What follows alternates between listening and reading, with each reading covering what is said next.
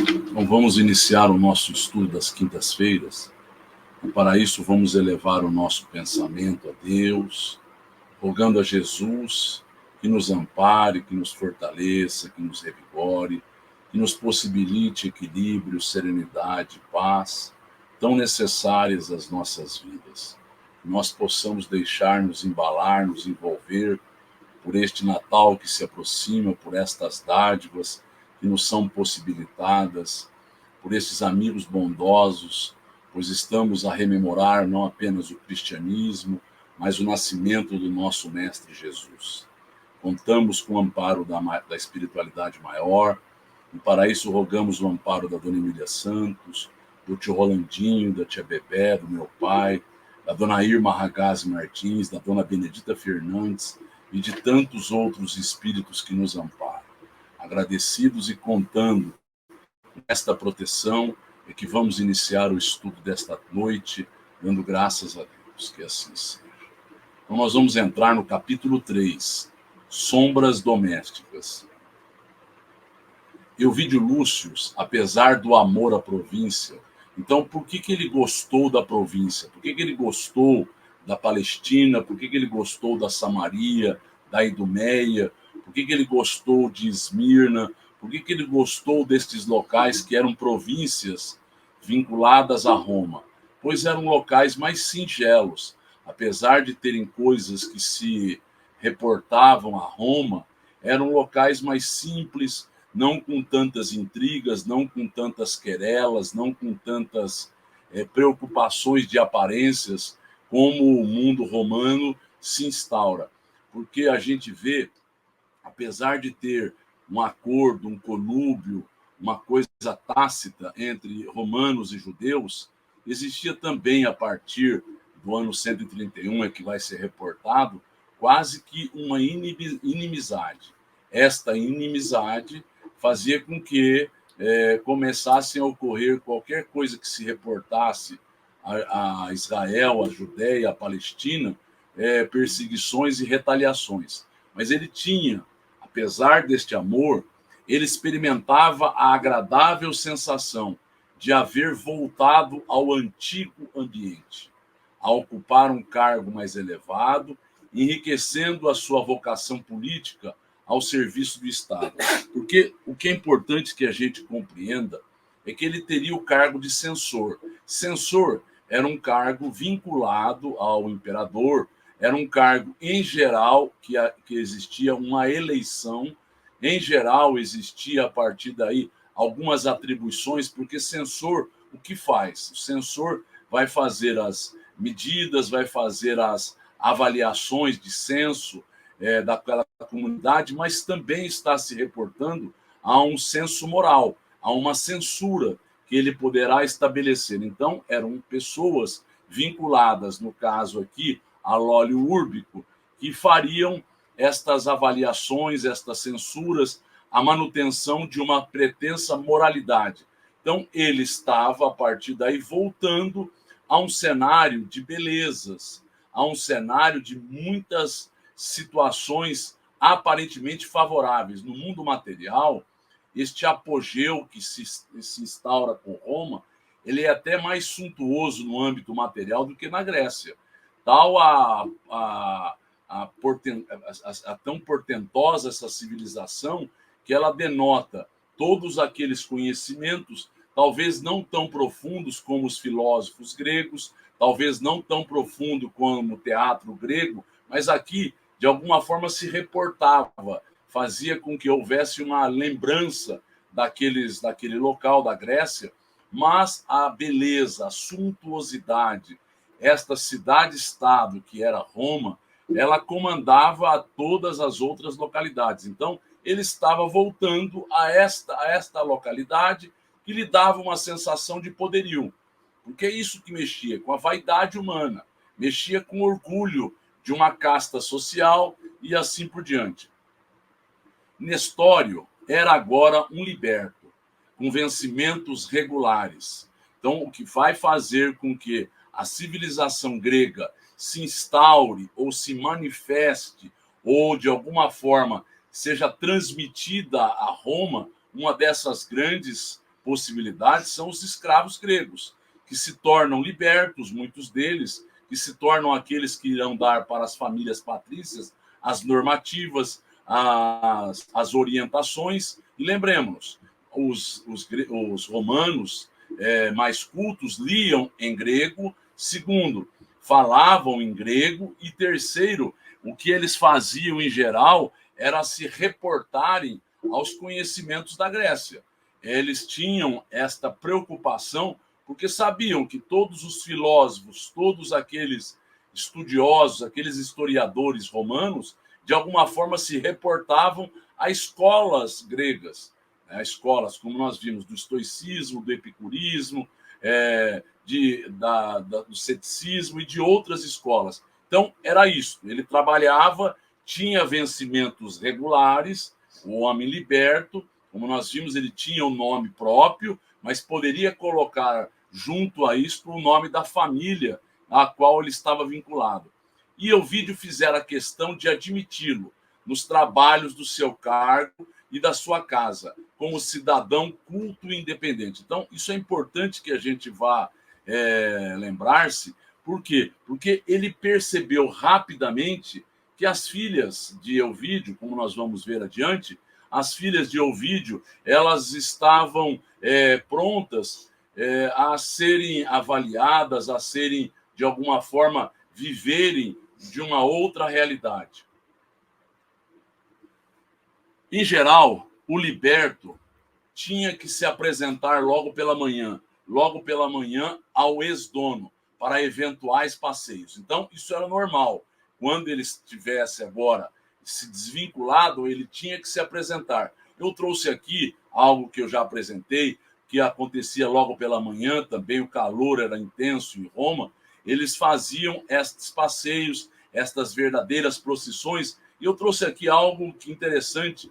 Em função desta movimentação que ocorria, tinha aquilo que hoje nós chamamos de faixa de pedestres. Então, os pedestres passavam por estas ruas, por estas vias, por estas situações em que eles se encontravam, tendo uma preferência, pois o movimento era intenso, apesar de baixa velocidade, apesar dependendo da força humana, aqui liteiras abertas, aqui outros carruagens mais simples, aqui animais levando a eles aqui a colar, mas já existia uma certa movimentação e uma certa preocupação com os acidentes que já ocorriam nesta localidade. Nestório alugou um cômodo de habitação coletiva perto da Porta Salábria. Então, a Porta Salábria era uma porta de entrada, era um local em que se apresentava e valia-se da noite para consolidar a melhoria da sua situação. Ensinava as primeiras letras a discípulos humildes. Então, ele tinha uma habitação coletiva. O liberto, em geral, tinha e vivia em locais que a coletividade, essas habitações que prosperavam, que eram coisas que eles pagavam um aluguel, era dessa forma. Eles não tinham numerário suficiente para que eles tivessem uma independência. Então, estes locais, eles pagavam aluguéis, isso era algo normal, e a partir daí ele valia-se da noite para melhorar a sua posição social, a sua posição financeira, e ensinava para estes escravos, a estes discípulos humildes que lhe contratavam, os serviços. Então, o que vai acontecendo com ele? Primeiro, ele passa a ter um trabalho. Segundo, ele passa a ter um local para que ele pudesse repousar o seu corpo. Terceiro, ele passa a ter um local em que ele passa a veicular, a propagandear, a vender os seus conhecimentos, mas o mais interessante, ele passa a ter um relacionamento com pessoas estas que vão se apresentar a ele e eles vão dar indícios, eles vão dar alguns sinais muito singelos, com as mãos que eram ou não cristãos, mas certas palavras, certas preferências, certas análises faziam com que rapidamente eles soubessem que eles eram cristãos. Vamos ouvir perguntas. O Chico falava que o Emmanuel reencarnado teria um papel na educação. E muitas vezes vimos as reencarnações de Emmanuel como um educador, um papel de sacerdote e padre. Seria aí a gênese de tudo? Também, ele teria, mas a cultura dele, a cultura dele, a verve dele, a capacidade de expressão que ele vai mostrar já como Nestório, já se salienta. E ele foi, em algumas vezes, ele foi alguém ligado à filosofia, alguém ligado à religião, a um homem que tinha um cabedal cultural muito bem delineado. Então, o que é importante que a gente compreenda que isso não se perde, isso se reaviva, isso se amplifica e isso vai ser utilizado da melhor forma quando o espírito tem valores agora espirituais. Ele vai poder orientar esta cultura que estava sendo utilizada pura e simplesmente por uma pompa, para uma percepção, às vezes, material do processo, ainda que atilada, mas agora com outras expressões. E dava expansão aos seus pendores afetivos, em reuniões carinhosas que lhe propiciavam novas energias ao coração. Então, esta afetuosidade que ele vai mostrar. Então, primeiro. Segundo, com o conhecimento que ele vai tendo nestas relações. E as pessoas podem se perguntar, como é que uma pessoa que outrora esteve na classe social dos patrícios, nesta existência como Públio Lentulus, na anterior como Públio Lentulus Sura, o seu próprio avô, como é que ele pode agora ter relações profundas numa classe social mais baixa? Então, é porque ele tinha um relacionamento de profundidade, primeiro. Segundo, porque ele se envolve, a partir daí, com o contexto em que ele se encontra e se envolve preferencialmente com o cristianismo, que dará a ele uma profundidade espiritual um pouco maior. Então, as relações passam a ser relações que vão abastecer o coração, que vão abastecer a mente. Então, ele vai instruir pessoas, mas, ao mesmo tempo, ele vai ter uma reciprocidade, uma troca recíproca de afetividade. Então, estas energias faziam com que 2 vezes por semana ele já fosse às catacumbas. Mas, nesse primeiro momento, ele já conhece Roma, ele já sabe os locais, já sabe, pois ele tinha, como nós vimos, uma afinidade com esta localidade. Ele tinha um conhecimento histórico, um conhecimento geográfico e tinha um conhecimento espiritual de tudo isso. Então faz com que ele vá tendo este contato com estas situações. Apaixonado pelo cristianismo, fato desconhecido de Ovídio. Era desconhecido por quê? Porque, além de ser uma falta de respeito para com o seu ex-dono, ex-proprietário, porque infelizmente era assim que o escravo liberto era visto como propriedade daquele que havia comprado a ele, ele não foi perguntado sobre o assunto, não foi questionado sobre o processo, e nem se fazia ilações entre Nestório e Ciro, que era seu filho, mas eles desconheciam tudo isso. Uma vez desconhecido, ele não deixou de ser sincero. Se fosse perguntado, ele teria todos os cuidados, porque ele sabia das perseguições, sabia do cuidado que ele precisava ter nesta movimentação indo até as catacumbas, porque os éditos imperiais eram com este objetivo da perseguição, não apenas ao cristianismo, a qualquer ajuntamento judeu, qualquer ajuntamento vinculado ao judaísmo. Então, o cristianismo, por ter esta vinculação, passou a ser perseguido em função disso. E em função também, a partir daí, dos postulados que ele propagandeava, de igualdade e de fraternidade. Conheceu irmãos de ideal e cooperava na edificação das almas para Jesus. Então, a partir desta existência, na última existência, ele conversando com Ana e com Flávia, sua filha, ele estava se aprofundando. Como nós vimos, ele passa no plano espiritual com Paulo de Tarso a ser orientado, reencarna junto a João, o apóstolo querido de Jesus, e a partir do contato que ele tivera com Joanes, que ele tivera com Policarpo, que ele tivera com Inácio de Antioquia e outros, ele passa a ter uma paixão pelo cristianismo.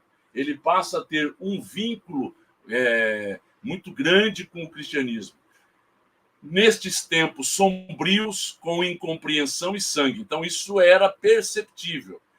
Aqui nós vamos ver adiante a prisão deles, a prisão de Policarpo, a prisão e a perseguição aos cristãos. Qualquer denúncia que existisse, eles iriam atrás porque eles achavam que eram focos infecciosos, que precisavam ser debelados. Então, ele sabia da necessidade desta edificação, porque é só assim que nós mudamos o padrão do mundo. Não tem outra forma, não tem outra maneira. As pessoas que não compreendem isso, elas imaginam, se nós fizermos uma mudança social, se nós fizermos uma mudança de perspectivas humanas, nós estaremos promovendo ou delineando um mundo melhor. Isso é uma utopia, isso é uma quimera, isso é uma ilusão, pois as pessoas precisam estar conscientes desta melhoria, desta realidade, desta consciência plena e verdadeira de que somos irmãos, filhos do mesmo Pai, que precisamos nos ajudar, que precisamos nos beneficiar mutuamente, porque toda mudança exterior não se mantém, porque mudam os seres humanos, mudam homens do governo, mudam posturas, mudam entendimentos desta ou daquela ordem, mudam leis, e aquilo não se mantém. Se os seres humanos não se modificarem, elas não perduram. Qualquer boa resolução que vier é porque o homem, o ser humano, foi agora induzido de dentro para fora a instaurar a esta melhoria. Então, eram tempos de incompreensão e de sangue. A palavra fácil de Nestório. Então, respondendo a pergunta que o Felipe fez. Então, ele já tinha, primeiro, um cabedal cultural. Segundo, ele tinha uma maneira eloquente de falar, de se expressar. Isso vai ser denotado como o padre Manuel da Nóbrega, como o padre Damiano, em várias outras oportunidades, em que ele vai agora fazer as suas alocuções, vai fazer agora os seus escritos, as suas interpretações. Então, ele tinha uma palavra fácil, tanto no âmbito da palavra falada quanto da escrita.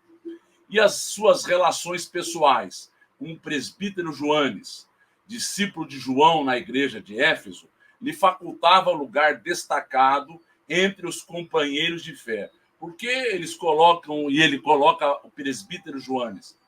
Porque era o discípulo dileto de João. João já havia desencarnado. Como nós vimos no ano 110 da nossa era, ele havia desencarnado. Então, nós estamos aqui no ano 131. 21 anos após o presbítero Joanes, nós temos ainda outros que são continuadores da obra de João, como nós vimos, e aí sim, eles estariam sendo conhecidos. Então, ele tinha esse lugar de destaque em função disso. O reinado de Adriano, embora liberal e justo de início, caracterizou-se pela perseguição e crueldade. Depois da terrível guerra civil da Judéia. Então, a terrível guerra civil, onde Bar Cosima foi agora, e todos os judeus foram obrigados a se retirarem de Jerusalém, que passou a chamar Hélia Capitólea. A partir daí, todos os judeus, tudo aquilo que se reportava a judaísmo, havia saído da Palestina e havia tido uma perseguição. Tudo aquilo havia tido uma perseguição. E depois de 131, os cristãos voltaram, portanto, para as catacumbas. Então, as catacumbas passou a ser o local aonde eles se encontravam, porque outros locais não eram seguros. Outros locais tinham sempre ouvintes, e aqui, em geral, se fazia tarde da noite ou pela madrugada esses encontros. Lembremos que quando Pedro e Paulo estão em Roma, nos anos 50, 60, 50 e pouco e 60 da nossa era, eles também iam pelas madrugadas nessas catacumbas. Nestório continuava servindo Cristo. sem trair o cumprimento dos seus deveres. Votava a Elvídio Lúcio e a sua família extremado respeito e sincera estima. Isso chama-se gratidão. Por que ele tinha extremado respeito e sincera estima? Porque ele era, primeiro, um homem de bem. Apesar de não estar totalmente adequado à situação de um escravo, ele, no âmbito exterior, se mostrava humilde, se mostrava singelo, se mostrava um homem que tinha uma convivência fraterna tanto com os patrícios quanto com as outras criaturas. Mas ele era alguém que, recebendo a alforria desta família, tinha esse respeito, tinha essa estima em mais alta conta. E não tentou em nenhum momento falar algo para Célia, para Elvídia, em nenhum momento falou algo com um dos outros servos, outros escravos da casa de Elvídio Lúcio. Percebeu rapidamente que Elvídia e Célia estavam preparadas para a vida, dado o cabedal de conhecimentos que haviam elas adquirido por meio da leitura. Ele havia suscitado, mas elas já liam, porque, naturalmente, patrícios tinham esta preocupação.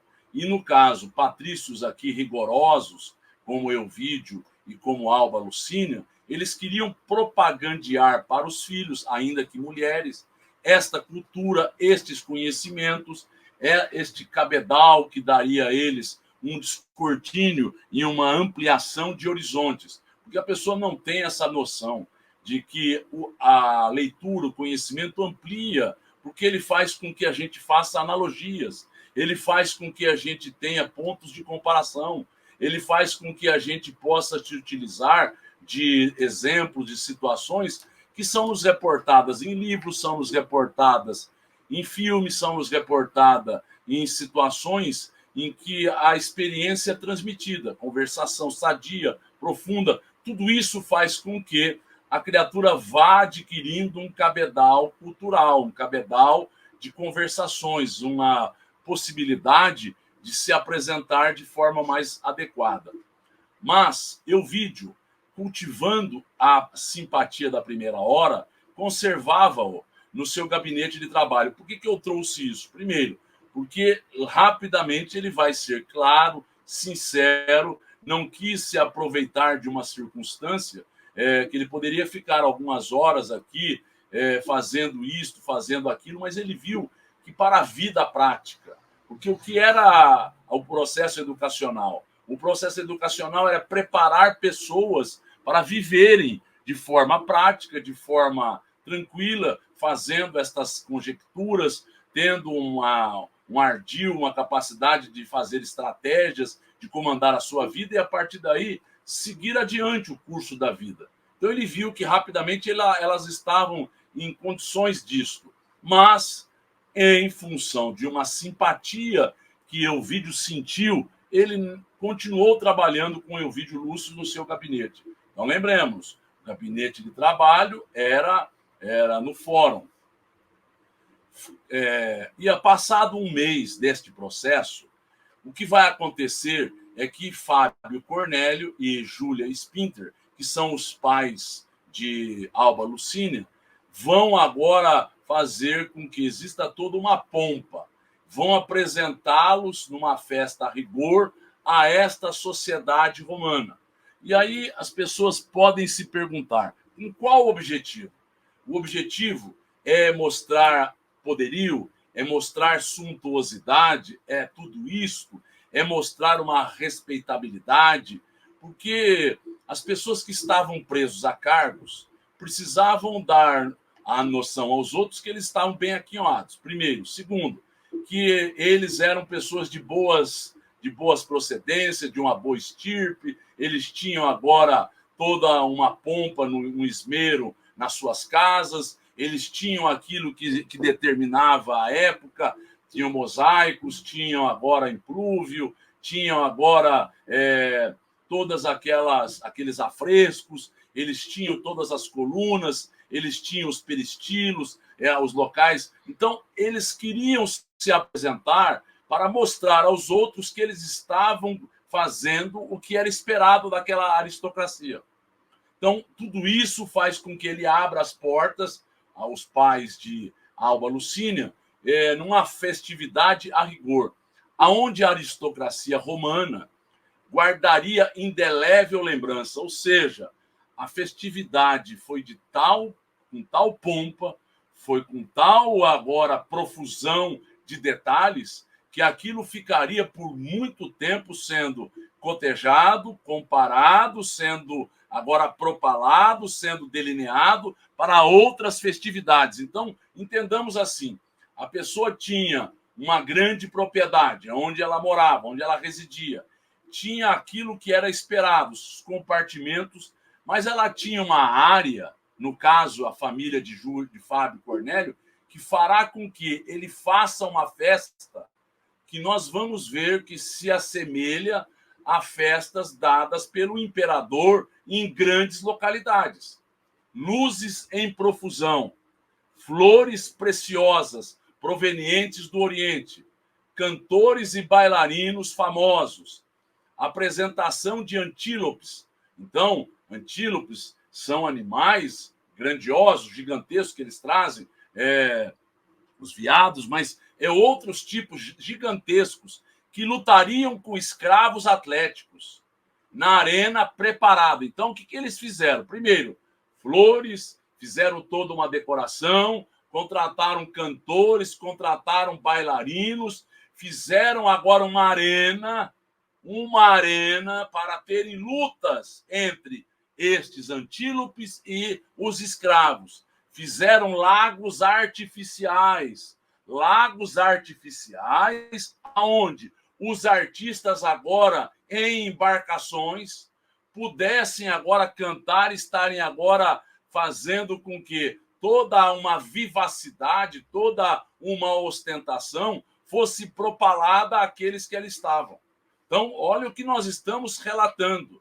Uma festa que ficará nos registros mnemônicos do espírito, como se aqui ele fosse muito feliz, como se aqui ele vivesse um local de deslumbramento. E isso que a gente precisa entender, o que a materialidade romana incutiu nas mentes incautas e vigilantes de todos nós. Incutiu o que era a felicidade, incutiu o que era a busca verdadeira pela vida. Vamos ouvir perguntas. Sabemos, né, que Roma foi herdeira cultural da Grécia, entendemos também do cristianismo, sabemos também que um não é excludente do outro, mas essa opulência, essa abundância material dificulta muito, né, a questão íntima, a questão espiritual, a questão do ser voltado para si mesmo. Poderíamos pensar, então, que nem era um medo de perda da cultura, era um medo da perda material, era não querer perder toda essa opulência, toda essa pujança que eles tinham e se sentiam senhores do mundo.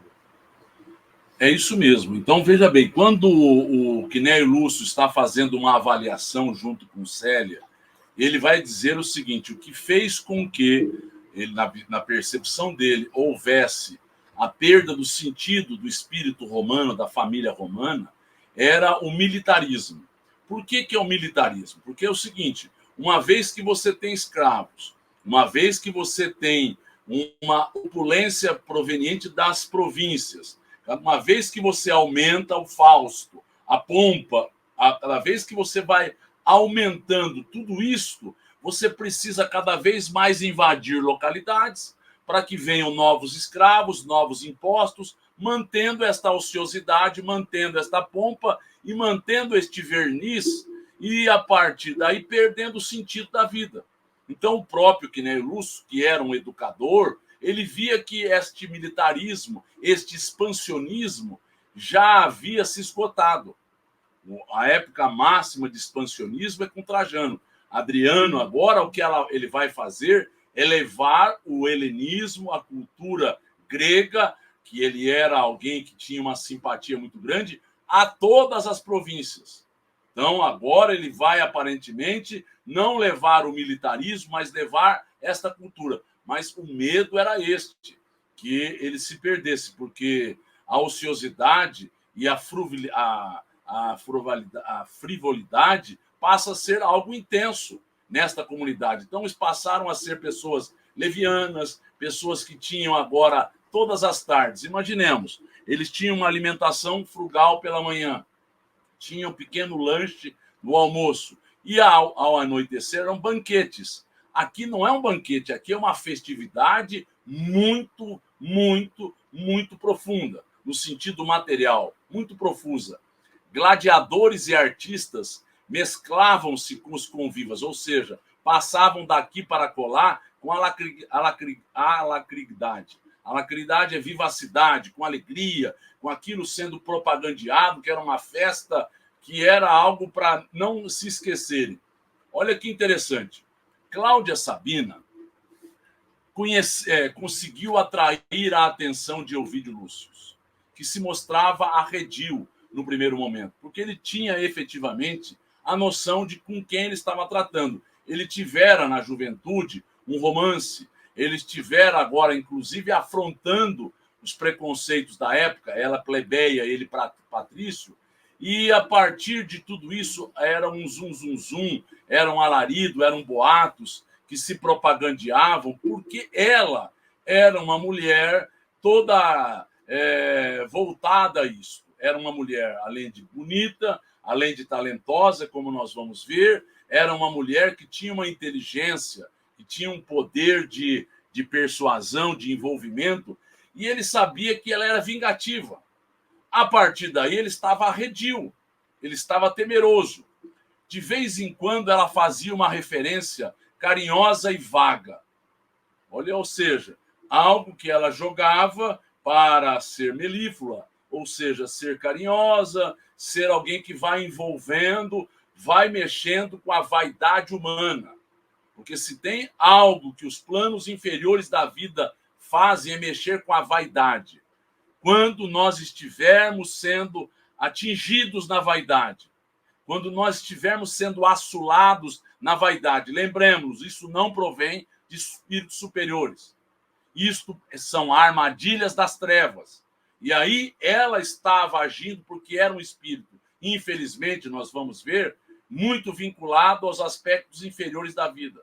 Então ela mexia com a vaidade, querendo envolvê-lo. E ele estava receoso de voltar àquela juventude, aquele romance, aquele envolvimento todo. Então ele estava receoso. Ele aceitou aproximar-se dela porque ele queria a aproximação com o imperador, a vaidade dele também. Esse é o problema. Que se a pessoa fica no seu canto, como nós vamos ver, que Nery Lúcio foi na festa. Foi na festa também Célia. Ficaram quietos. Foram na festa Elvídia e Caio Fabrício, mas ficaram nos seus cantos. Nada foi dito, eles viram, porque era necessário prestigiar o filho, a neta, os netos, mas eles ficaram de forma muito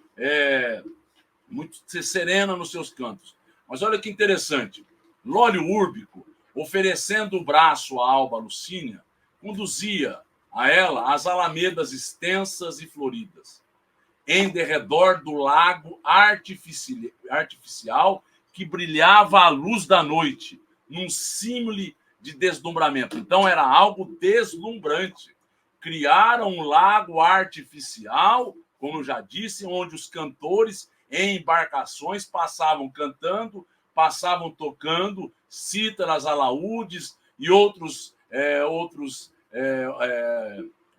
chama de percussão, instrumento de percussão. E nesse momento, o que vai acontecer? Vai acontecer que ele vai agora se aproximando dela. Tudo aquilo que Nery Lúcio viu na porta, no porto de Hóstia, toda aquela apresentação estava se delineando. Então, olha, é importante que a gente vá entendendo. Foram feitas toda uma decoração, toda uma pompa. Retido propositadamente por Cláudia, junto do imperador, ela era uma mulher articulada. Ela tinha um relacionamento, não dá para que nós possamos dizer que foi desta ou daquela ordem. Ela era uma das favoritas do imperador, que pediu para que o prefeito, dos pretorianos Lólio Úrbico, a quem ele era um protegido, deu todos os cargos, todas as posições a ele, se consorciasse com Cláudia, mas Cláudia estava decorando Tibur, hoje chamada de Tivoli. Então ela estava decorando, e a partir daí ela estava se aproximando do imperador e reteve Elvídio Lúcio, que demonstrou interesse pela sua pessoa. Ou seja, o imperador Adriano mostrou interesse por Elvídio Lúcio. Elvídio ouviu a palavra generosa de Adriano. Folgo muito de revê-lo em nosso ambiente. Ou seja, isso não era normal, não era habitual que o imperador fosse a estas festas. Isso não era o normal. Adriano era um homem mais arejado, era um homem mais ligado à festividade, tudo isso é verdade, mas era ligado a Lólio Úrbico. E Lólio Úrbico e Cláudia provavelmente convenceram-no para que ele estivesse presente. Então foi feito uma arena específica, especial, para que o imperador ali estivesse. Nossa amiga, veja bem, olha o que o imperador está falando para Elvídio. Nossa amiga falou-me de sua capacidade de trabalho. Então, antes de qualquer coisa, ela propagandeou, ela agora semeou aquilo que ela desejava colher. E o que ela desejava colher? Que Adriano convocasse a Elvídio Lúcio para concluírem as obras em Tibur. Tibur, para quem não sabe, ou Tivoli hoje, fica ao derredor de 30 quilômetros de distância de Roma. Mas, à época, 30 quilômetros não eram coisas que você pudesse estar a todo momento vindo e voltando. Ele vinha quase que quinzenalmente, não é? Então, ele se apresentou, porque ele vai aceitar, não tem como. Ele ficou contrariado, não era isso que ele almejava, ele veio para ser um censor, mas estava à disposição do imperador. Como dizer não ao imperador? Então, o imperador está dizendo a sua capacidade de trabalho, e tenho agora numerosas obras de importância em Tibur. Ele fez a Vila de Adriano. Ele criou naquele local um local onde ele ficaria passando os últimos dias da sua vida. E assim, toda a pompa foi colocada ali. Todos os objetos, os utensílios, tudo que se reportava à cultura grega, culturas outras que lhe interessava, ele trazia para aquela localidade. Preciso de cooperação como a sua na parte administrativa.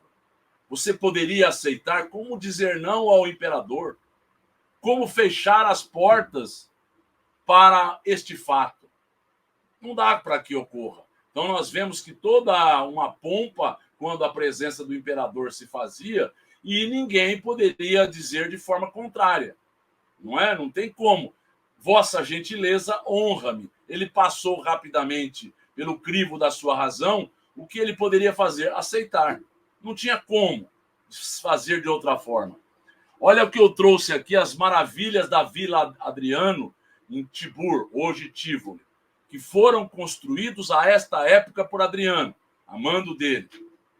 Cláudia Sabina esboçou um sorriso bem-humorado. Obrigado, César. Veja bem, obrigado, César. O pleito dela agora foi confirmado e, a partir daí, não tem como negar. Pela escolha de colaborador tão precioso. Sinto que as obras de Tibur serão a maravilha inultrapassável do Império. Não vai passar estas maravilhas. Ou seja, todos ali estavam mexendo com a vaidade de Adriano.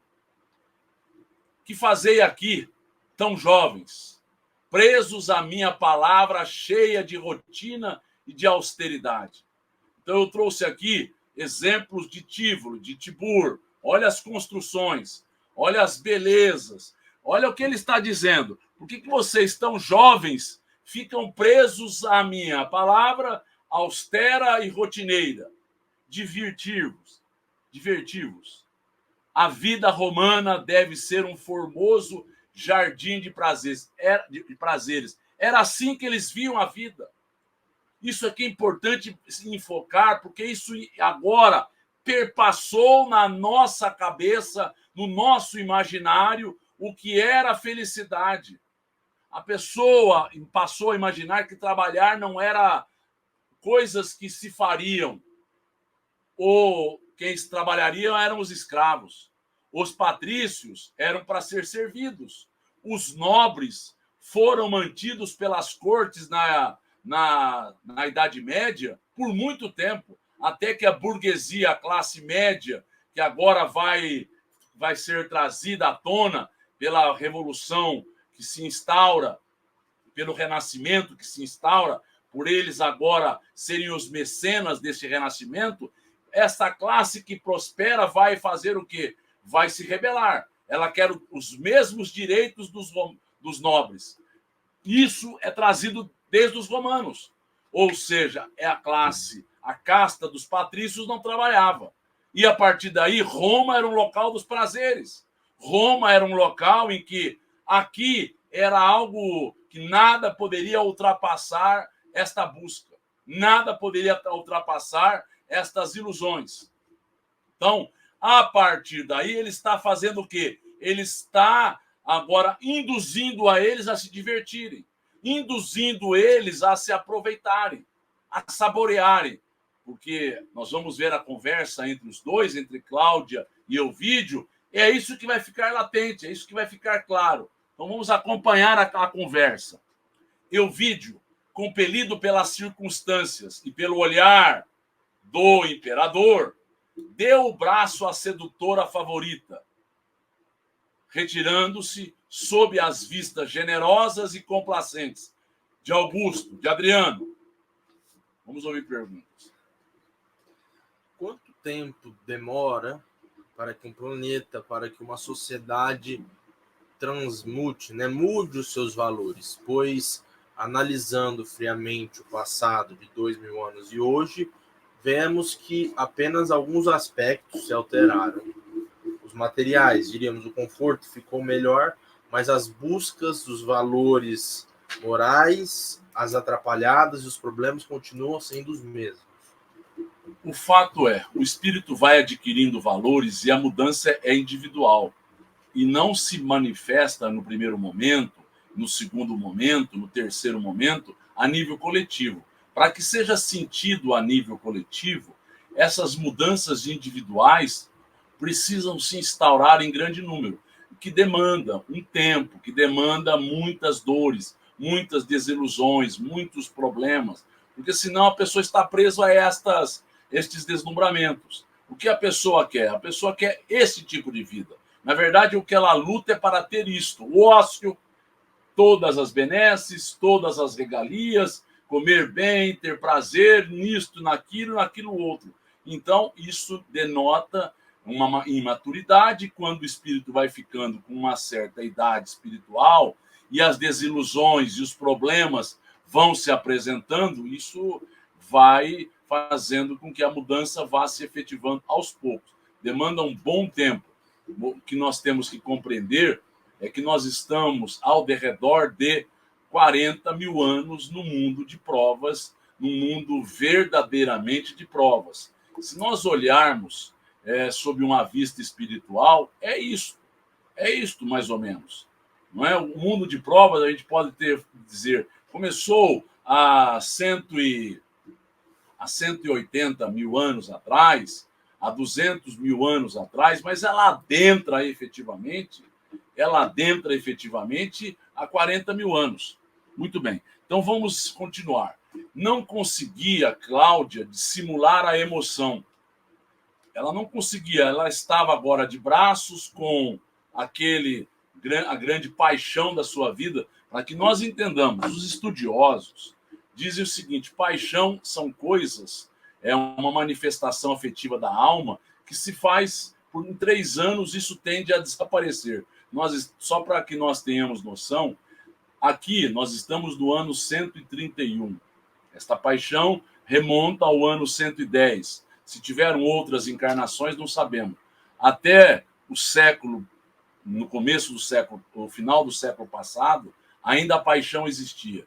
Apesar deles serem irmãos na última existência. Ela tinha um ciúmes dele, doentio.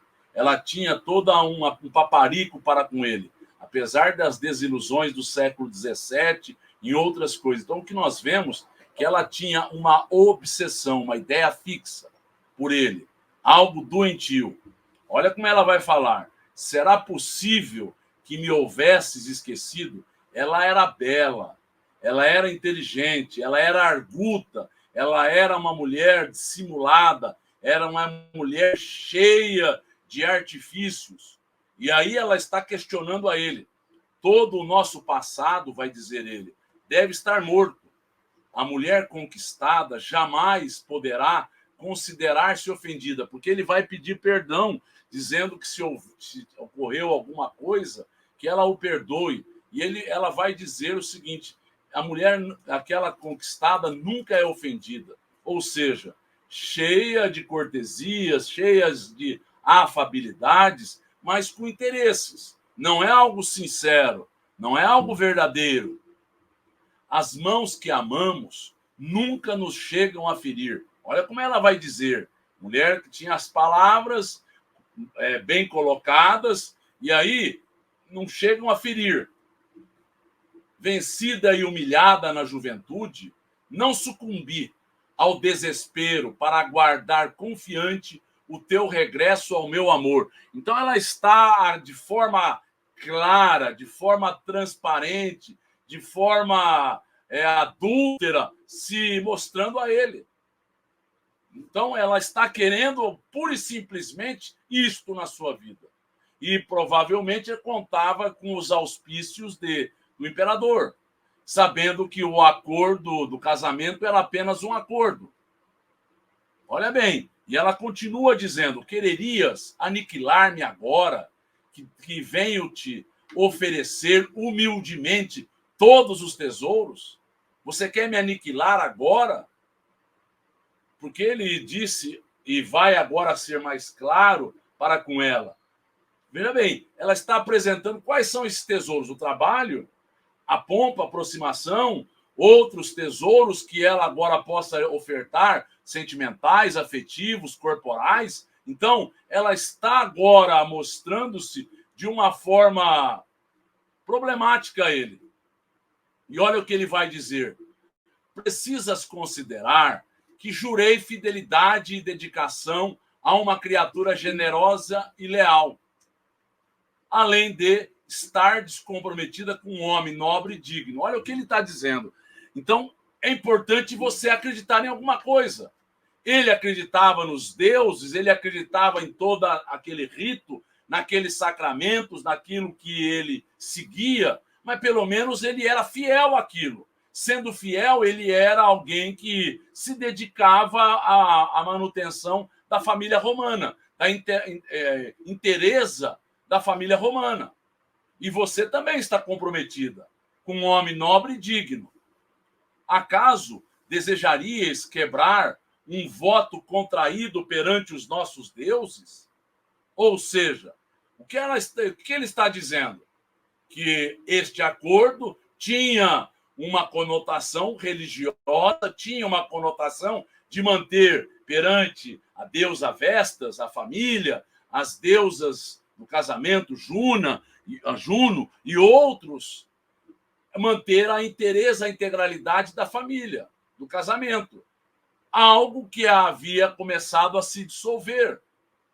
Nossos deuses, vai dizer Cláudia, e chegam eles a impedir os divórcios numerosos? Ou seja, efetivamente era permitido pela religião, era permitido o divórcio, era permitido pela legislação romana, era permitido. Eu vou mostrar adiante. Era permitido o divórcio. E a pessoa podia se divorciar no primeiro momento. Ela podia pela infertilidade da mulher, por traições, por adultérios, mas depois, pura e simplesmente, porque não tinha compatibilidade de gênios. Por coisas banais, a separação ou o divórcio podia se instaurar. O que nós vamos ver é que o homem passando dos 20 e poucos anos, a mulher entrando numa fase fértil, naturalmente era incentivada, e com Augusto César, Otávio Augusto César, ele quer que todos se casem. Então, o casamento é para passar agora a prole, passar as heranças, passar a educação, tinha um objetivo. E aqui ela está dizendo dos divórcios, que são numerosos. E ele vai redarguir. Bem se vê que desconheceis a tradição de um nome de família. Então, ele está agora apunhalando a ela, que ela não tem um nome de família para zelar. Ela não tem por que seguir aquilo que os deuses, aquilo que uma estirpe patrícia segue. Então, ele está apunhalando. E olha o que ela vai dizer. Os vencedores não podem ser os tradicionalistas, que recebem um nome feito para brilhar no mundo. Olha como ele era arguto e inteligente e tinha uma capacidade rápida e atilada de responder. Então, os vencedores não são os que recebem o nome. Isso é tradição. Recebe um nome e o nome está feito. Mas sim, os vencedores são os que, triunfando da própria condição, sabem elevar-se às culminâncias sociais, como as águias da inteligência, obrigando o mundo a lhes reverenciar as conquistas e os méritos. Então, veja bem, ela está dizendo o seguinte: os vencedores verdadeiros são os inteligentes. Os vencedores verdadeiros são aqueles que, a partir dos triunfos, dos méritos que eles adquirem, eles passam a obrigar a estes pretensos tradicionalistas a lhes reverenciarem as conquistas e os méritos que adquiriram. Então, veja bem, isso, ele sentiu o golpe, sentiu a resposta, sentiu que ela era arguta, estava pronta a realizar, a concretizar aquilo que ela almejava, aquilo que ela sonhava. Ela criou um ardil, ela criou um estratagema, ela criou uma tática para chegar junto a ele. Acerquemo-nos, amigos, acerquemo-nos do lago. Um amigo de Lólio Úrbico agora está convidando a todos a acercarem-se do lago. Virgílio Prisco vai cantar. Então, Virgílio Prisco era um cantor aclamado, um cantor que homenageava a César, a Adriano, a todo instante, fazendo poemas próprios da época para que isso se efetivasse. Então, olha bem, eu trouxe aqui os tipos de casamento que ocorriam. Primeiro, o casamento por comunhão, confarrétio, era um casamento entre as famílias patrícias que se consorciavam. Naturalmente, cada um levava os seus dotes, levavam o seu nome, levava o seu cabedal. Este era o normal entre as famílias patrícias. O casamento por aquisição, o patrício comprava dotes, pagava àquela família um dote para se consorciar com aquela patrícia, com aquela esposa. Mas este casamento por comunhão era o único que tinha agora a realização por um padre flamínio. Era o único que tinha. Então, ele tinha, mas a partir daqui, o que é criado? É criado véus, é criado grinaldas, é criado anéis, são criados agora todo um noivado. Então, nós vemos como a tradição romana ela perpassou os milênios, como ela chegou aos dias de hoje. E o casamento por coabitação após um ano de morando junto, eles podiam estar sendo aceitos por aquelas leis romanas. Então, olha o que nós estamos dizendo. Aqui eram necessários, no mínimo, 10 testemunhas. Em geral, festas pomposas. Aqui eram necessários 5 testemunhas. Aqui era necessário que apenas eles mostrassem que isso ocorria. Mas, se alguma coisa ocorresse no meio, eles poderiam se separar. Então, a separação passou a ser algo, o divórcio passou a ser algo propalado, algo a ser, de forma intensa, vivido. Acompanhemos, no mesmo momento em que está ocorrendo com Cláudia e Ovídio, está ocorrendo com Alba Lucínia e Lólio Úrbico, que envolve, parece que eles são um casal que tem acertos, que tem agora uma série de concepções similares, e a partir daí mantém apenas e tão somente este acerto para que cada um busque as suas aventuras. Não é bem isso que ocorre. Eles vivem de forma a se conviverem, mas sem que tenham, e ele vai dizer isto aqui, Alba Lucínia, sem que eles tenham maiores envolvimentos. São dois estranhos. Olha como é que ele vai apresentar-se. O prefeito dos pretorianos parecia distanciar-se intencionalmente dos outros convivas. Então ele começa a se afastar, levando-na, e ela aparentemente não sabe como reagir. Primeiro, ele era o prefeito de Roma. Segundo, ele era aquele que fazia com que o seu pai pudesse ter um trabalho.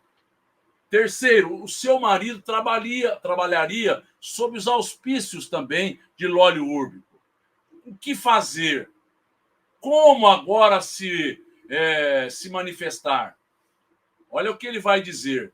Senhora, eu vos vi pela primeira vez há mais de 4 lustros, há mais de 20 anos. Celebravam-se os vossos esponsais com um homem digno e eu lamentei. Então, ele acompanhou, porque ele era um patrício. Lembremos-nos que ele não recebe dos avoengos, dos seus antepassados, nenhum título, nenhum numerário. Tudo isso foi dado por Adriano, que ele era grato. E eu lamentei não haver chegado mais cedo para disputar-vos. Isso é uma quimera, isso é uma ilusão que a gente pode criar no coração do outro um sentimento verdadeiro. O que nós podemos criar são paixões. Paixões fugidias, paixões que até enlouquecem, paixões que se propagandeiam, que incendeiam no tempo, mas são paixões. O que nós temos que entender é que existem criaturas que se afinizam pelas afetividades e pelos sentimentos reais. Então ele lamentou não haver chegado. Poderia ter tido um relacionamento, mas não eram almas ligadas. Não eram almas afins. Ah, mas não tem tantos casamentos que são de provas? Muito bem. Aqui no caso específico não vai ocorrer isso. Olha bem o que eu vou dizer. Ele volta no século XVII, com o primo dela, vai querer se consorciar, vai criar uma dificuldade ardilosa junto com Cláudia Sabino, também reencarnada, vai criar uma situação mentirosa, vão criar problemas, ele vai desencarnar nessa existência, volta como enjeitado, vai ser adotado por ela nesta existência. No século XIX, nasceu como filho de Alba Lucínia e de Elvídio Lúcio, que eram o seu Rômulo Joviano e a Dona Maria Joviano. Nasceu como filho primogênito deles. Então nós vemos, ele foi aprendendo. A outra veio como irmã enciumada. Então nós vemos que estas situações geram problemas. O homem apaixonado é sempre a mesma criança de todos os tempos. Perdoai-me, mas tenho necessidade de afirmar de viva voz o meu amor. Então ele vai falar coisas que nem o mendigo do Esquilino passa as agruras e dificuldades, que ele buscou aquela aparência em outras mulheres, que ele buscou esta empatia em outras criaturas, que ele buscou este amor em outras situações, mas nunca se concretizou. Aquilo para ele era algo também doentio, também uma ideia fixa, de almas vinculadas, de almas que estavam afeitas uma à outra, que a partir daí não sabia como respeitar a tudo isso. Alba ficou paralisada. Ele foi descortinando, ele foi dizendo, ele foi falando uma série de coisas. Será que não me concedereis o lenitivo de uma esperança? Tenho tudo, fortuna, privilégios políticos, fama, porém o coração vive em desalento. Então ele está falando para ela o quê? Ele está falando de uma forma verdadeira, de uma paixão doentia. E ela ficou atônita. Ela pensou em todas as coisas que estavam em jogo, pensou, mas nunca imaginou que na casa de seus pais iria ocorrer uma armadilha, uma situação em que ela não saberia como sair. Olha bem, e ela vai redarguir dizendo: lamento bastante haver inspirado sentimentos dessa natureza e não posso honrar-me com a vossa homenagem efetiva. Olha bem, a mulher distinta, uma mulher ciosa, uma mulher serena. Não posso honrar-me com isso. Não são coisas que me honram, porque eu vejo mulheres que se honram com elogio, se honram com cortejo, com gracejo. O que ela está dizendo? Ela está dizendo, ela está abrindo o sinal. Ela está criando para si mesma uma situação de dificuldades. E ela foi firme. Não me honro com esta homenagem efetiva. E com a paixão insensata e desastrosa. Mas ele vai pedir de todas as formas para que ela lhe dê essa esperança, para que ela agora não feche agora as suas possibilidades, porque nesse primeiro momento ele se sente um pouco com orgulho ferido, é dito aqui por Emmanuel, e vai fazer logo dizendo, mas a minha ambição só se amplificou, a minha ambição só se fez maior. Então nós vemos o que é a doença. A paixão é uma doença. Uma paixão faz com que as criaturas percam o bom senso, o delineamento, a normativa, porque elas querem aquilo que lhe dê aventura, aquilo que é algo que queima, como já dizia Camões. Ele dizia do amor, mas não é amor que ele dizia, é paixão. Amor é fogo que arde sem se ver, ferida que dói e não se sente, um contentamento descontente. Isso é paixão. O amor é algo tranquilo, sereno, equilibrado, algo que apazigua a alma, algo que dá ao ser paz interior, a sensação de completude. Vim de ouvir Virgílio Prisco. Então, as coisas estavam ocorrendo de forma similar, de forma sequencial. A canção encomendada era um poema no estilo da época, enaltecendo os feitos de Adriano. Ou seja, este Virgílio Prisco era alguém encomendado com este desiderato, com este objetivo, fazer com que ele fosse requestado, ele fosse aclamado, ele fosse levado a uma situação de pompa, não é? E o imperador dava largas à sua vaidade pessoal, mexendo com a vaidade pessoal de Adriano. Para que nós façamos uma noção, nós vamos ver no final deste livro, Adriano tinha toda uma potencialidade. Ele tinha conhecimento dos mistérios, volto a frisar, mistérios eleuses. Ele tinha um conhecimento da cultura grega. Ele era alguém que tinha um certo conhecimento de iniciação espiritual. E nada disso é utilizado. Ele é um espírito mundano. É um espírito que dá amostras e gosta que isso se propagandeie. Para que tenhamos a noção, e vai ser dito no final deste livro, ele volta como escravo na outra existência, para reparar, porque ele tinha cabedal, ele tinha capacidade e não usou da melhor forma. Então deu chances, deu possibilidades da vaidade se instaurar. Emudecidos os alaúdes, uma legião de jovens despetalou centenas de róseas coroas, trazidas por escravos, em grandes bandejas, envolvendo o trono em nuvem de pétalas odorantes, em pétalas que agora tinham um odor agradabilíssimo. Então, olha bem, era toda uma pompa, todo um esmero, tudo foi pensado, tudo foi arquitetado. Milhares de sestércios aqui foram gastos. Então, isso aqui ficaria para a posteridade como algo inesquecível. Mas continuemos. O vinho transbordou, enchendo quase todas as frontes de fantasia. Olha o que ele está dizendo.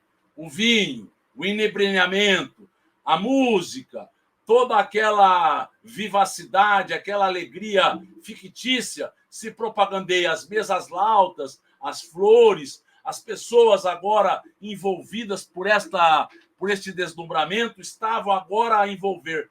E com a caçada dos antílopes, aqui eu trouxe aqui tigres e ursos, mas foi com antílopes. Então eles faziam isso aqui, ó, pequenas arenas, faziam pequenos locais em que iriam monumentos onde ficaria agora o imperador.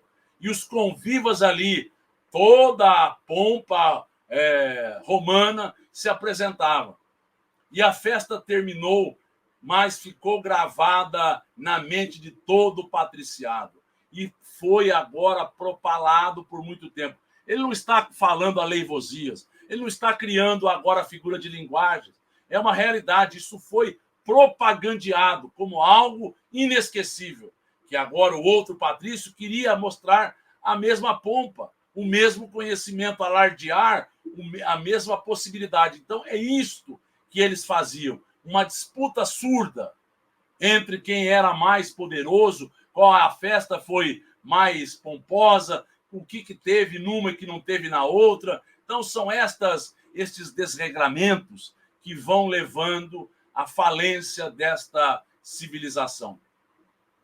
Euvídio e Alba voltaram ao lar, sob o peso de indefinível angústia, pois eles estavam agora vivendo momentos difíceis. No entanto, não se abriram, disseram de alguma forma que algo não estava bem, algo não estava da melhor forma, mas eles não se abriram afetivamente e deveriam ter se aberto. Era um casal que tinha uma profundidade. Deveriam ter se aberto, mostrado o que havia acontecido.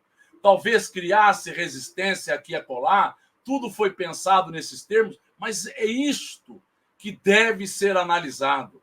Um casal que mantém uma profundidade precisa olhar-se, falar de coisas profundas, de coisas reais, dos medos, dos problemas, dos pensamentos, dos acertos, dos desacertos. Estou farto dos ambientes de convenção e hipocrisia. É isso aqui. Então nós temos que entender. Gerou na mente coletiva humana do mundo ocidental esta hipocrisia das convenções, das aparências, do status quo, da maneira certa de se portar, de se vestir, de se apresentar, porque tudo isso tem todo um preparo. Uma festa como essa tem todo um preparo para que ela ocorra. As túnicas adequadas, a apresentação adequada, os sapatos adequados, a roupa, o cabelo adequado, os anéis adequados, tudo isso, as sandálias adequadas, tudo isso era preocupava. Hipocrisia. O que nós estamos mostrando? O cristianismo entrando numa sociedade hipócrita. O cristianismo querendo dar profundidade a seres que estão deslumbrados pela materialidade. Essa perspectiva de voltarmos ao ambiente campestre consola-me. Sinto a nossa paz doméstica ameaçada a cada passo. Deveriam ter se aberto, deveriam ter sido verdadeiros, mas naturalmente começaram a entender que as coisas não andavam bem, as coisas não estavam adequadas, nem para um nem para o outro. Porque eles lembraram-se do quê? Lembraram de como era a província, uma vida singela, uma vida que eles poderiam contactar-se com um patrício aqui ou acolá, mas não era a corte toda, não era o patriciado todo, não era todo um conjunto de regras a movimentar aquela sociedade. Hipócrita, cheia agora de apontamentos, cheia de disto e daquilo outro. Não. Então, eles pensaram em poder voltar e disseram um para o outro. Ele vai dizer, podemos voltar para a Palestina, que agora que as guerras foram solucionadas, podemos começar a reconquistar as nossas antigas propriedades, na Idumeia, em outras localidades. Talvez isso seja o melhor para voltar àquela singeleza. Então, isso aqui é importante em termos históricos, em termos do que nos dias de hoje. O romano foi criando para com o judeu, porque eles são muito parecidos, uma certa animosidade, mas uma certa aproximação. Eles buscam as mesmas coisas, eles querem as mesmas situações. E aí, eles, no primeiro momento, lutam contra si e passam a se respeitar adiante, e passam a ser comparsas, e passam a ser aquelas criaturas que estarão juntos em várias outras guerras. As intrigas da corte me atormentam o coração. Que dirá meu pai da nossa atitude? Porque ela vai dizer a Euvídio, Meu pai lutou tanto para que nós voltássemos, para que você tivesse um cargo, para que você tivesse possibilidades agora de se estruturar, porque nós lembramos que ele estava muito bem posicionado financeiramente, ele vendera os cavalos da Idumeia, que ele tinha uma criação, para as guerras, que as revoltas de Barcocima. Chegaste a assumir qualquer compromisso mais sério? E ele lembrou-se que sim. Ele lembrou-se que ele havia assumido um compromisso para ir a Tibur, ele havia sido solicitado por Adriano, e aquilo fez com que ele sentisse um calafrio, tivesse agora aquela motivação que dera uma esperança a eles, que arrefeceu. Ele precisava agora testemunhar os seus ganhos, os seus valores. Vamos ouvir perguntas. Essa volta a Roma, né, essa vivência lá, seria uma prova pré-programada para o fortalecimento, para ver essa relação dos dois? Sim, eles vão ter aqui uma prova dificílima, vão ter uma maneira de agir. Eu vou colocar algumas coisas aqui que são interessantes, mas ela foi uma mulher que comandou impérios, não é? Ela foi rainha, ele foi rei, não é? Eles tiveram possibilidades, mas ela tinha a sua imponência, a sua força. Foram testados no século XVII de uma outra forma dificílima. Foram separados por uma mentira. E aí, por que eles estão sendo testados? Num amor tão puro, real e verdadeiro? Porque eles tergiversaram, porque eles claudicaram? Provavelmente. E eles precisavam agora conquistarem estes valores, mostrarem que verdadeiramente eles valorizavam a isso. Euvídio procurou o sogro logo pela manhã, no dia seguinte, e expôs-lhe, sem reservas, seus planos e desejos. Então ele falou que ele gostaria de voltar, e aí Fábio, surpreso, reprovou-lhe os projetos e encareceu ser muita infantilidade. Não estava ele com a posição consolidada? Olha bem, o que a pessoa imagina? Imagina o seguinte: eu estou bem financeiramente, está tudo bem. Você não está bem financeiramente, a sua posição está consolidada, o que você quer mais? Então a pessoa busca parâmetros materiais, ela não está vendo que no âmbito afetivo está em risco a sua vida.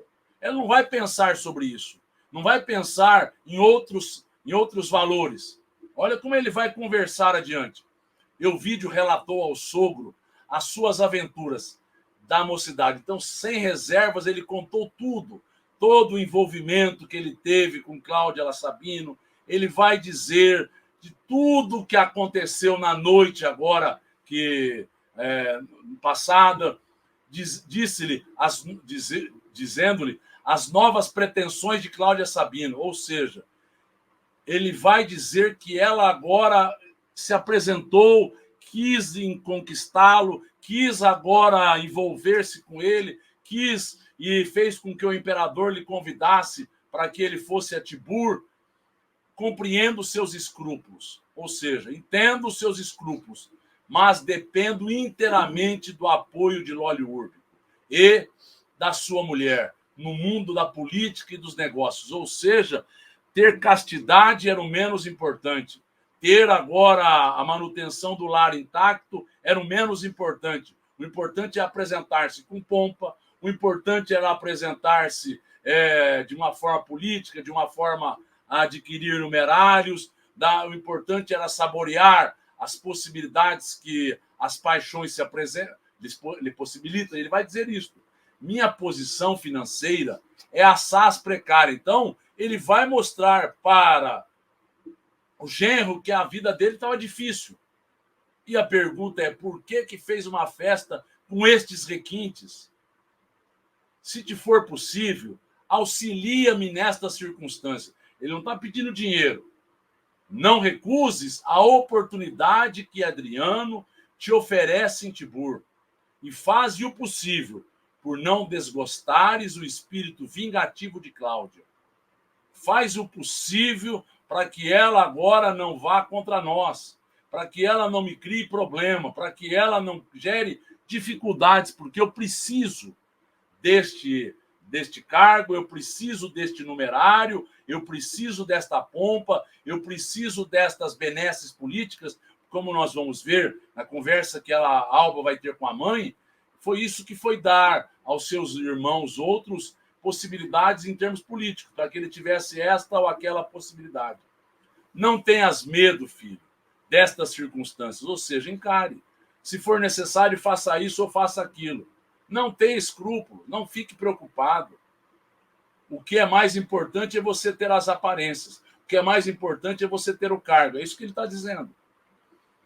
Lucrécio dizia, a mulher é o animalzinho santo dos deuses. Então ele está dizendo para o próprio genro que se fosse infiel não teria problema, o importante é que eles mantivessem o cargo, a posição, o dinheiro, o numerário, isto e aquilo outro. Agora vamos ver o encontro no outro dia. Alba Lucínia procurou aconselhar-se logo pela manhã, no dia imediato, com a sua mãe, Júlia Spinter. Após Júlia Spinter ouvir-lhe a exposição, disse beijando-a: atravessamos uma fase de lutas ásperas. E ela vai dizer que ela também passou momentos difíceis na sua vida. Ela sabe o que é isso. Mas neste momento, as lutas eram ásperas, em que somos obrigados a demonstrar toda a nossa capacidade de resistência. Então, ela está dizendo para a filha que era necessário que eles mostrassem a resistência, que eles mostrassem agora quem eles eram, homens que tinham a força mental, homens que venceriam os embates, pessoas que superariam as dificuldades. É isso que ela está mostrando. Mostremos as nossas resistências. Trabalhemos, superemos os óbices. A situação financeira de meu pai é assim tão precária, ela apresenta tudo isso. A festividade de ontem dava-me a entender o contrário. Claro, uma festa que gastou-se este numerário. Por quê? Porque ele achava que, consequentemente, ele mostrando um poder, ele teria agora a recompensa, de alguma forma, com cargos mais suntuosos, com negócios desta ou daquela ordem, e assim por diante. Conheces o temperamento de teu pai. Só as despesas dessa noite elevaram-se a milhares de sesterços. Ou seja, uma festa com este teor, com esta magnitude, foi algo muito pomposo e gastou-se muito. E os seus irmãos gastam muito. Seu pai teve que intervir com os seus irmãos porque eles agora nos esgotaram as riquezas também. Então, em sabendo disso, ela vai dizer, em princípio, eu não aprovo, a Júlia está dizendo, não aprovo a atitude do teu pai. Para mim, algo mais agora recluso, algo mais familiar poderia ocorrer. Mas, ao mesmo tempo, um censor tem de andar em dias com as convenções. Então, as aparências eram coisas mais importantes do que qualquer outra coisa. Então, isso que nós estamos apresentando, um mundo carcomido, um mundo de hipocrisias, um mundo de deslumbramentos fictícios. O Maia, que nos fala a filosofia hindu. E é isso que o Cristo veio agora mostrar a singeleza. Não é daqui as nossas buscas. Deixando Nestório como auxiliar do sogro, Euvídio retirava-se para Tibur. Então ele foi para Tibur para fazer agora, concretizar na parte administrativa, mas ali Cláudia estava em posição de destaque. Talvez para se apresentar a ele, mas porque ela tinha talento, porque ela tinha propensão artística. E Euvídio foi compelido pelas circunstâncias a aproximar-se dela, conhecendo-lhe a surpreendente aptidão e admirando-lhe os feitos com sinceridade, embora precavido. E Cláudia, apesar da modificação tática, tinha as mesmas pretensões. Por que modificação tática? Porque agora ela não estava tão entregue, tão ardilosa, tão assim escancarada. Ela faria de uma outra forma. Então, Alba Lucínia havia entendido que aquilo tinha que silenciar, aquela volta à província tinha que acabar. É isso que eles conversaram. e já neste outro momento, Ovidio já está trabalhando em Tibur. E ela está vivendo toda uma dificuldade. Ela está vivendo porque quando Ovidio chega, ele fica poucos dias e tem que retornar. E ele vem quinzenalmente. E em Roma, o que estava acontecendo? Alba experimentava uma série de padecimentos morais. Quais eram?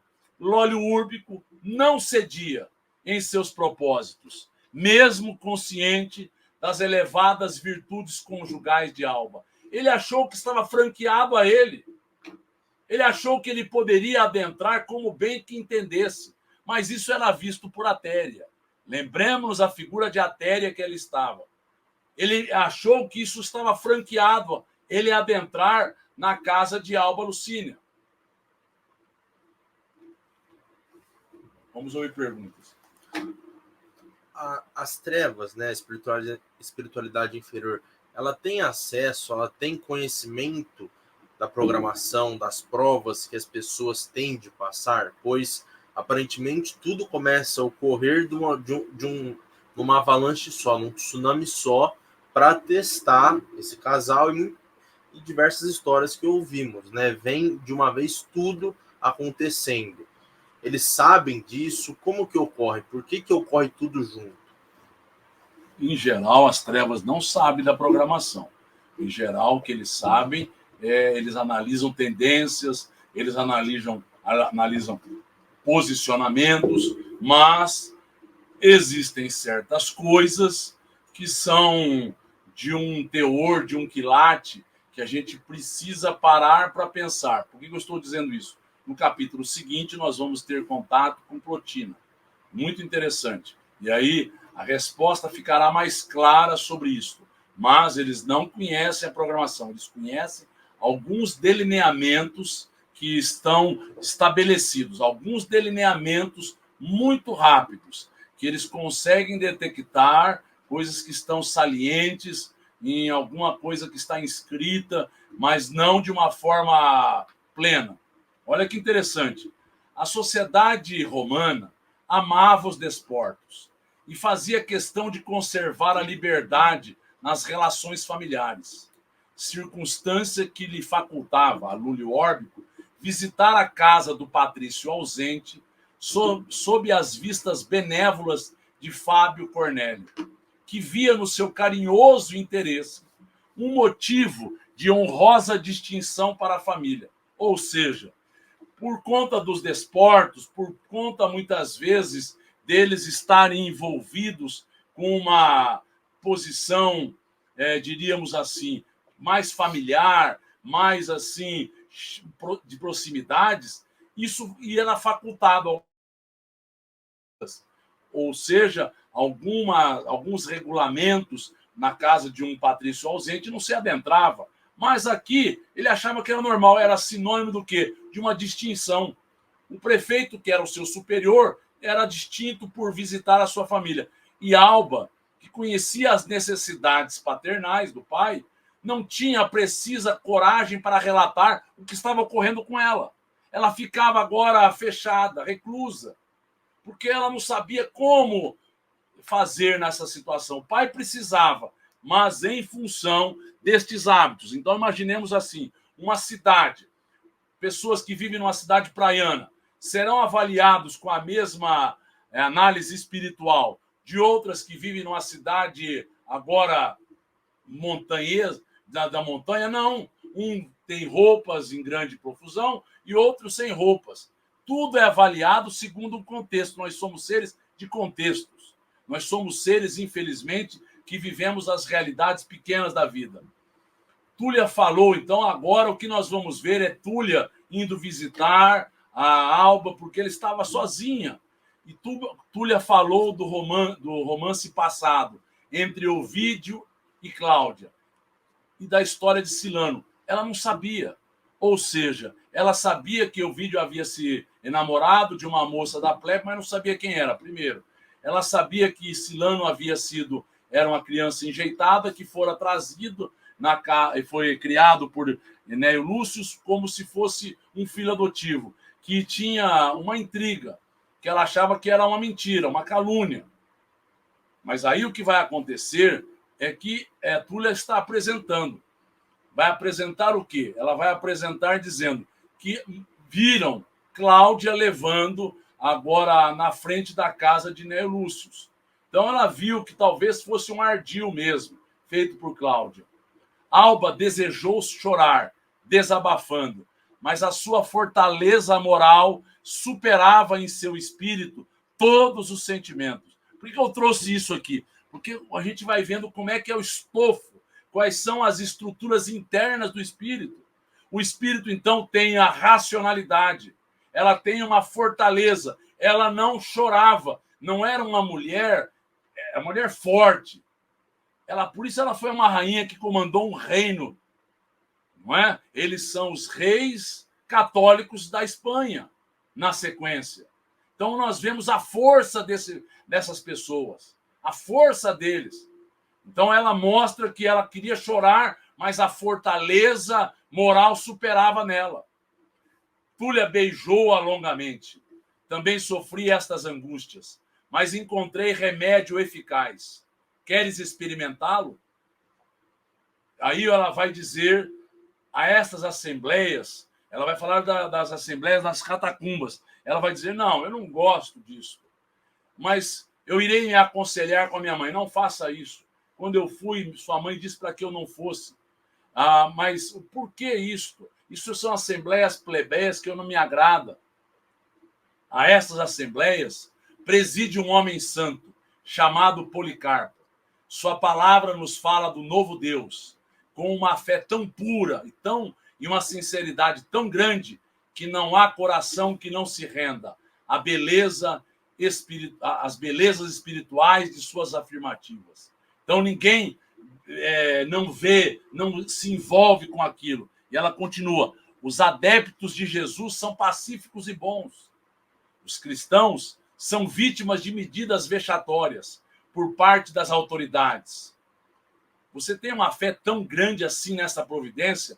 Confiança total. Meu marido estava inclinado por uma mulher, não é? E aí, rapidamente, isso foi superado. Quase colocou um problema na minha casa. Isso foi superado. Salve a súbria, a nossa amiga Patrícia, me levou, me indicou e eu fui. Se você quiser, eu vou por você. Ou me deixe que eu leve a tua filha, que você me disse que ela é cristã. Não. Se eu for, vou eu a este local. Irei eu a este local. E ela passou a maquinar. Dentro da sociedade como aquela dos romanos, todas as classes, desde os primórdios, em virtude das influências etruscas, recorriam ao invisível.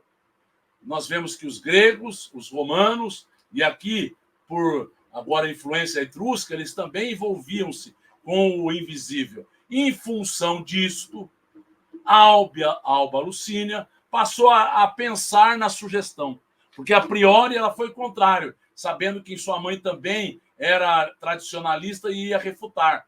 Mas, em função de algo ter sido introjetado neste povo, influenciado a este povo, ela passou a pensar na sugestão. Teve ímpetos de ir até Tibur para buscar o marido naquelas situações, mas o raciocínio preponderou. Ela era uma mulher de pensamentos fortes. À noite, dirigiu-se ao santuário doméstico e, junto ao altar de Juno, que era a deusa do casamento, suplicou a esta deusa que lhe amparasse o espírito. E assim, ela estava nesse estado, tentando ir a Tibur, pensando, mas o raciocínio preponderou e ela, com bom senso, agora imaginou que ela teria todo o amparo. Vamos ouvir perguntas para finalizarmos o estudo. Assim como nos aspectos sociais e culturais, podemos pensar também que os aspectos religiosos também não mudaram.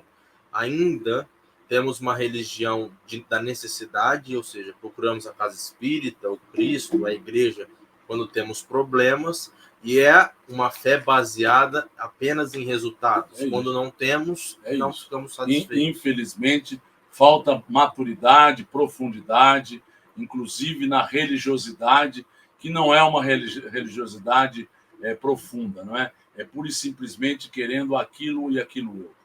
Então nós vamos entrar no próximo capítulo nestes detalhes e meandros.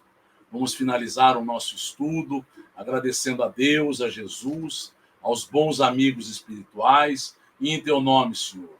Agradecidos, confiantes, finalizamos o nosso estudo desta noite, dando graças a Deus. Que assim seja.